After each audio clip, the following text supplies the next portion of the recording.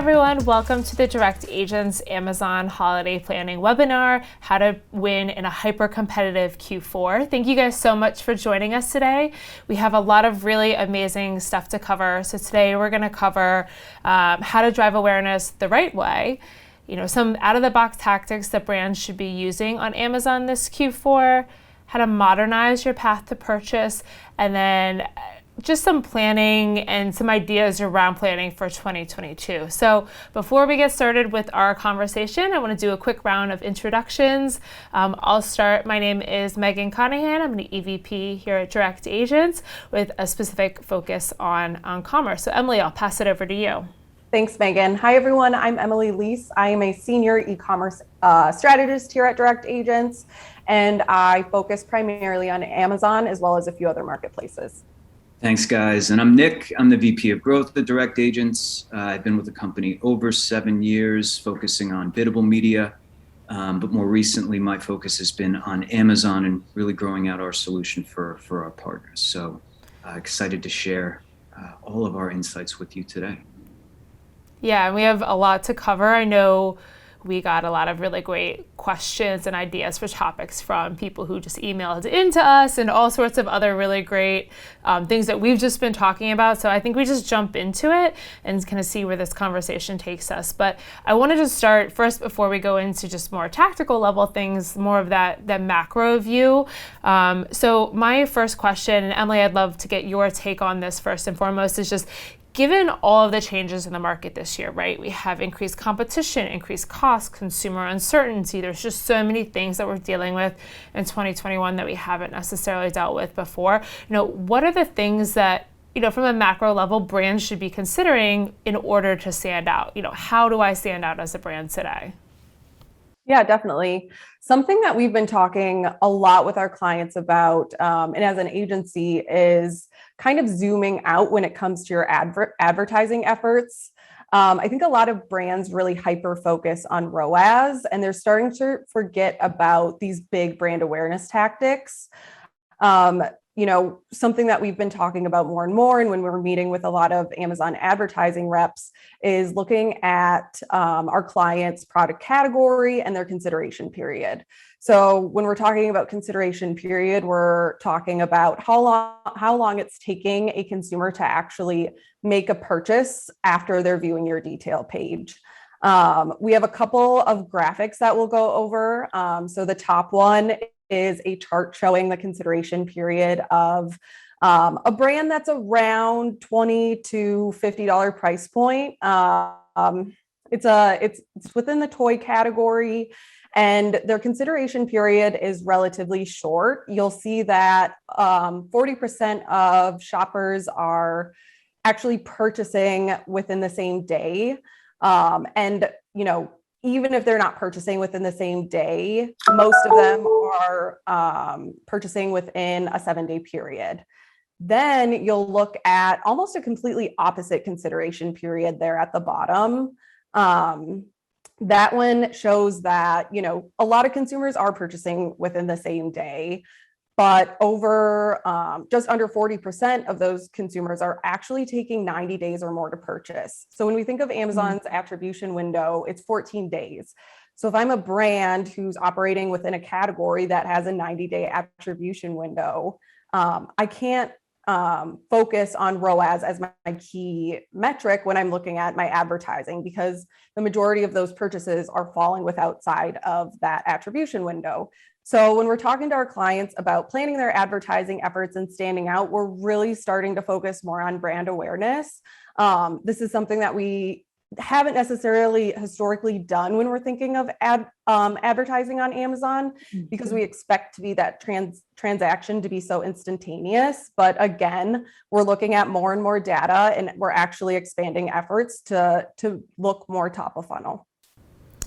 So that's a really interesting point, and I think that is really well put, that when you think about Amazon, maybe you don't necessarily think about the top of funnel and mid funnel, and you forget that people aren't just instantly clicking and buying right away, that it's just like any other marketing campaign, that there's a consideration period, etc. So if I'm a brand and I have a longer consideration period, or a longer, people similar to the example that you gave where maybe it's 60, 90 days, what should I be doing on Amazon other than just generally saying I need to focus more on awareness? What are some things that you'd recommend?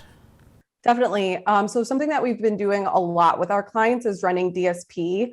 So when you think of, Amazon advertising in terms of sponsored products, sponsored brands, a lot of that is more what I like to call transactional advertising. So it's something that you're running to get that transaction right away. But DSP, we know, is great for brand awareness. The important thing to remember when running something like DSP, especially when layering it on top of your normal advertising efforts on Amazon, is to remember that Amazon is a last click attribution model. We actually had this happen for a client recently of ours. It was pretty interesting. We were running DSP and it just was not doing very well in terms of conversions and ROAS. Engagement was high though. We saw a ton of impressions, a ton of detail page views. And at the same time, our sponsored product and sponsored brand ads that were branded terms were doing incredibly well, and performing higher than usual. So essentially, what we found was that consumers were discovering the product through DSP, and then they were actually coming back to search the title of the product and that branded term, and then clicking on a AMS campaign. And it made DSP look really bad because our AMS campaigns were getting all of our attribution. So what we like to do is, again, expand that viewpoint, look at your advertise, and even if you're running social, look at everything holistically and really start to understand that consumer shopping journey. I was just on a call last week with an Amazon advertising rep, and she told me a really, really interesting metric. Amazon says on average, it takes consumers 14 different detail page views before actually making their final purchase. And this is on average. Wow. And that's a huge number. Yeah, that's crazy. I had no idea it was 14. And I don't think anybody really thinks of that. Like I said, I feel like most people think, okay, one click, one detail page view, convert. So that's a really interesting stat. Yeah, exactly. And just to go off of that quickly, that's when you think of shopping on Amazon now, you're clicking on a detail page and you have so many advertisements throughout that detail page. You need to really consider that when you're thinking of advertising and brand awareness in general. So even if someone's on a competitive page, that kind of tells you that you can steal that pretty easily through sponsored display, through competitive sponsored product. So just keeping that in mind too. Oh, absolutely. I mean, I've seen it firsthand work really well, so I will take your word for it. So Emily, you mentioned obviously DSP, but then you also had a point about social there. So I wanted to dig into that one a little bit more. So we know that people are shopping in this more omni-channel way, right? People are browsing on a .com, discovering a product through social media or Google, buying on Amazon. It's all just so intertwined now. So can you just talk about some of the things and tactics brands can do to make sure that they are using omnichannel to impact Amazon in a really thoughtful way? Yeah, definitely.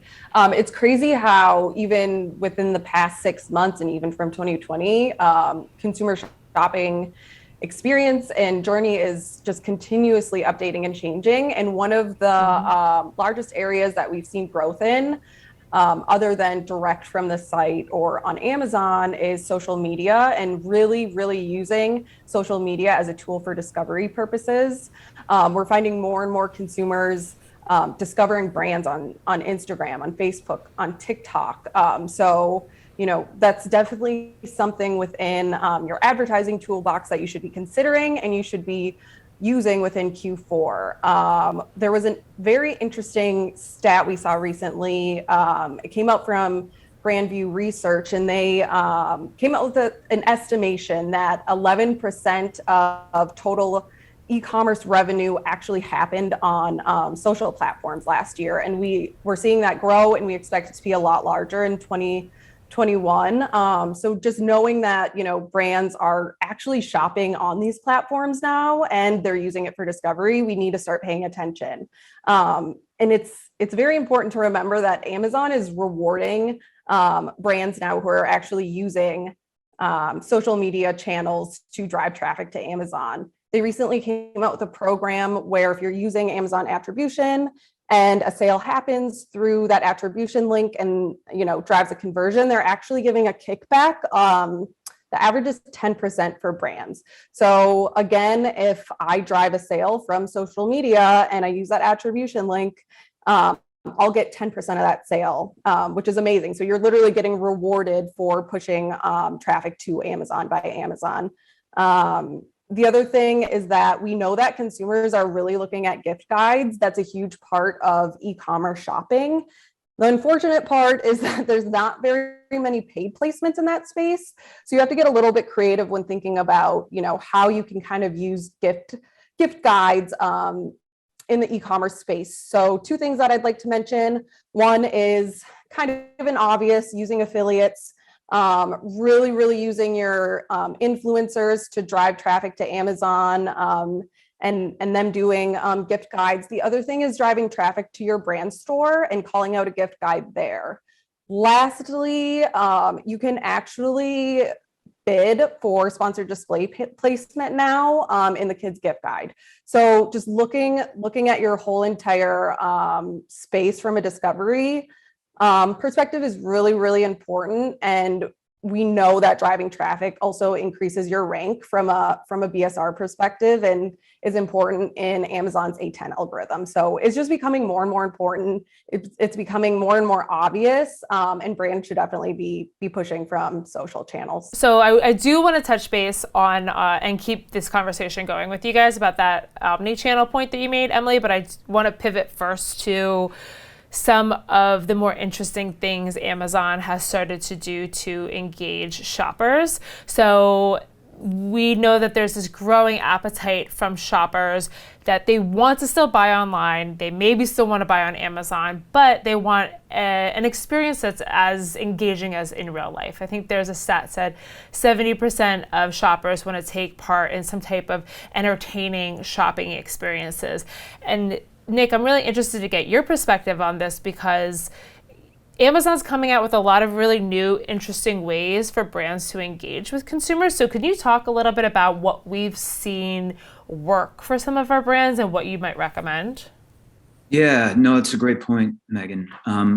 Amazon has made a lot of strides in recent years just in making its marketplace more of a branding destination.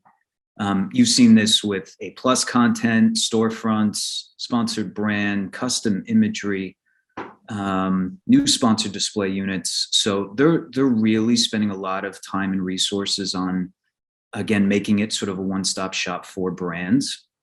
But I think the one thing that they still have yet to crack is inspiration. And that was another stat that we have been kind of monitoring when we've been doing our Q4 planning. And that is, we know shoppers are going to be coming to Amazon, but where they need our help as brands is, right, generating that inspiration, deciding what to buy. So one interesting new placement that we started testing was called Amazon Live. Amazon Live is sort of an interactive, shoppable live stream that is found through the homepage. It does offer that level of interactivity. There's even a chat feature as the live stream's going on that makes, consumers' ability to interact with the brand or the product that much easier. But hosts in Amazon Live can speak directly to things like, product features, the benefit, special offers within these live demonstrations. And that can really go a long way to establishing not just brand recognition, but also product awareness. So I'd say in our experience overall, this ad unit is still very much in its infant stages.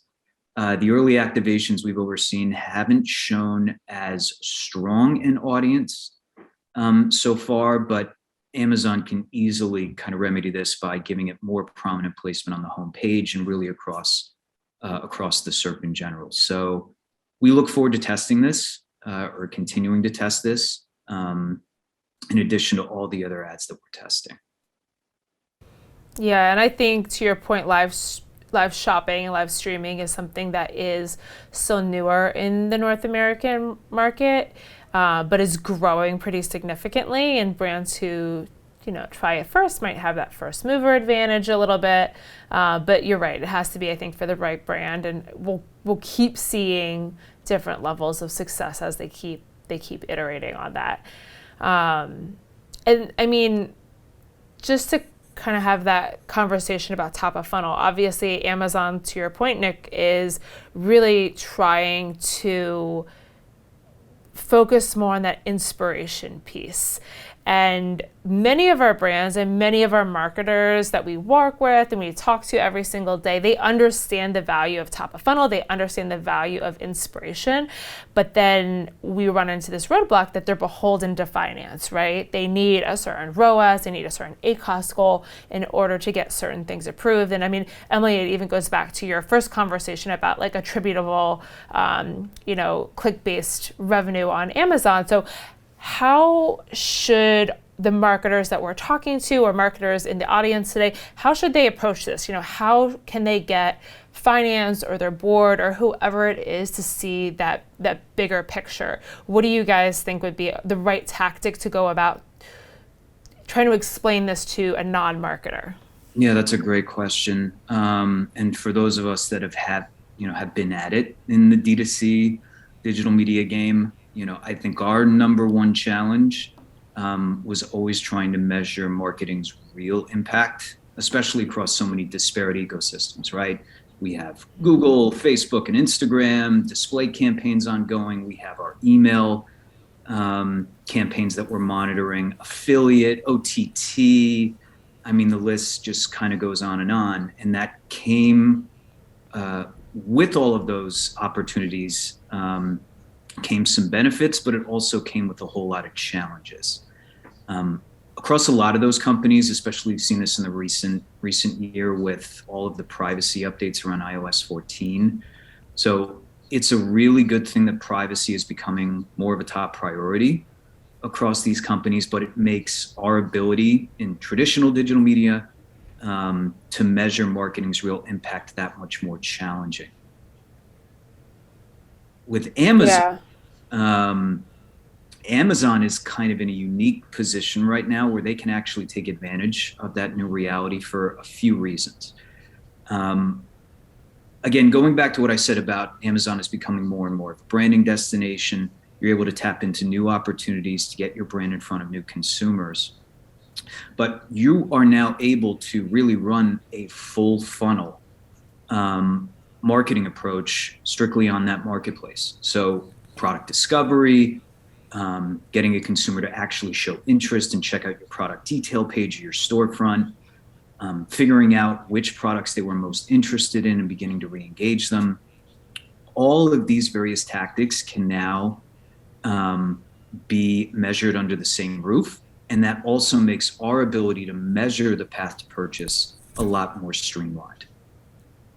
And this is going back to Emily's first point about, only looking at ROI. And for many of our clients, at least when they started working with us, they were still very much using that kind of mindset, right? Only looking at AMS ROI to gauge the success of Amazon advertising. But again, it goes back to that same age-old challenge where you're not really getting the full story on what's driving impact. So one analogy I always try to install in our partners is that paid is only good at kind of amplifying a foundation. If that foundation isn't really optimized, right? If you're not looking at pricing, product titles, BSR ranking over time, all of those super crucial growth KPIs, then really your sales growth year over year won't be in a position to flourish. So looking at things holistically is step one for real growth. So are those some of the KPIs that you'd recommend other than just being so hyper-focused on ROI or ACoS? Is it BSR as a new KPI for top of funnel, or what would be those like things that a marketer can point to and say, okay, it's not going to be a return on an investment or an ACoS, it's going to be this? What would those be? So for us, we want a KPI that can actually measure that impact. And we think we found it with TA costs or TROI. So instead of us only looking at what's attributed from a last click, we're actually able to look on a product by product basis what the total advertising cost of sale is for that product. And within that, we look at a combination of factors, right? What changes were made to the product title, which is still in the organic world, the number one factor in organic rankings. Did we change imagery in the last 3 to 4 weeks? Was there any pricing fluctuation, right? Did we make any content updates to our A+, right, to align with seasonality? All of these various factors are kind of secondary factors, but the biggest thing for us when we try to measure success is looking at that total ACoS. And that's been enlightening for not just a lot of our CMO partners, but also their financial divisions, right? Like if a brand invests, X number of dollars in a particular product, or in their own brand on Amazon, right? And they're able to see holistically how much sales have been generated from that investment. It really opens up a whole new realm of possibility in terms of what we can test and how we can scale marketing effectively. Nice. I like it. And I think you're right. I think financial people will still love the having that strict KPI, but having a little more flexibility. So that's a good one.